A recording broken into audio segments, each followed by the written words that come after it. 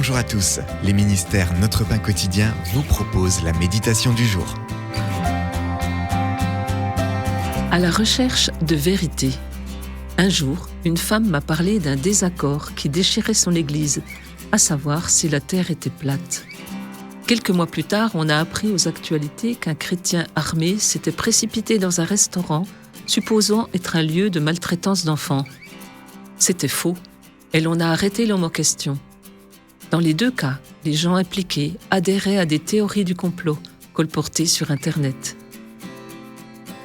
Les croyants en Jésus sont appelés à être de bons citoyens qui ne propagent donc pas de désinformation.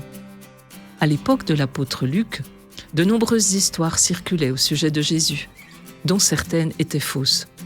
Au lieu de transmettre tout ce qu'il entendait dire, Luc s'est fait essentiellement journaliste d'investigation. Il s'est mis à parler à des témoins oculaires, à effectuer des recherches exactes et à noter ses découvertes dans un évangile renfermant des noms, des citations et des faits historiques, plutôt que de faire des affirmations non vérifiables. Nous pouvons en faire autant.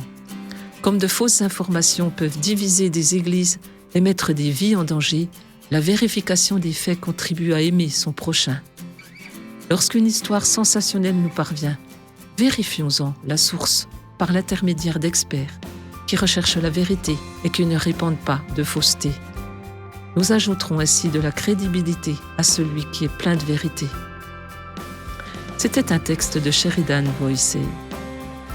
Selon vous, pourquoi les théories conspirationnistes se répandent-elles aussi vite? Comment pouvez-vous rechercher la vérité?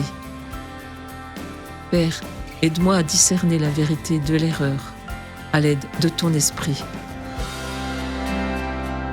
Cet encouragement vous a été proposé par les ministères Notre Pain Quotidien.